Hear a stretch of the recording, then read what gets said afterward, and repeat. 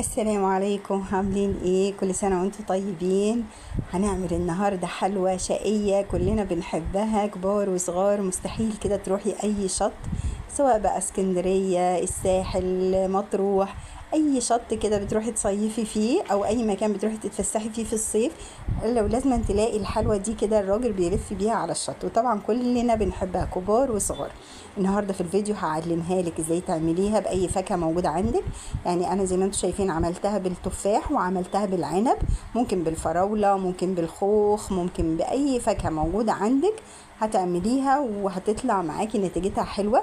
تنفعك بقى في المصايف كده للولاد، تنفعك في الاجازات، تنفعك لو عندك عيد ميلاد ابنك او بنتك تقدميها كده للاطفال بشكل ظريف زي ما انا عاملاها. هينبسطوا بيها قوي وكل الاطفال هيحبوها من ايدك، والكبار كمان ممكن يخطفوها منهم.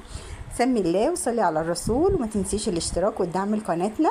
اول حاجه هنحط كوبايه من السكر، سكر عادي الخرز اللي انت بتعملي بيه الشاي او العصير.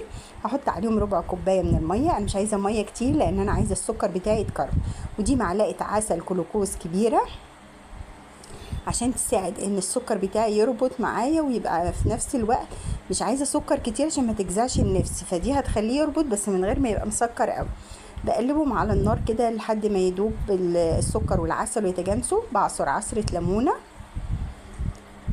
وبحط اللون اللي هو اللون الغذائي بيكون بيتباع عند العطار، ممكن بودرة وممكن لو هو الجيل زي اللي انا جايباه ده، الاتنين مش هيفرقوا. بجهز بقى التفاح بتاعي، بشيل القاعدة كده بتاعته، بنضف الجزء اللي بيبقى مش نضيف فيها من تحت. ببتدي اجيب الخلة بتاعت الشيش طاووق وبعملها، بقلبهم بقى كويس على النار لحد، بصي شايفه انتي الفقاقيع دي انا عايزاه يربط كده. ببتدي بقى اغطس التفاح بتاعي في قلبيه. ممكن تقشري التفاح وممكن تسيبيه زي ما هو كده، هو مش بيفرق. بصوا الجمال واللون، يعني ما شاء الله. انا نسيت نبخت زيت على الورق بتاع الكب كيك اللي انا حطيته فيها، او على المكان اللي انت هترصيه فيه، ممكن ترصيه في الطبق على طول عادي، بس بخت زيت خفيفة علشان خاطر يطلع معاكي بكل سهولة.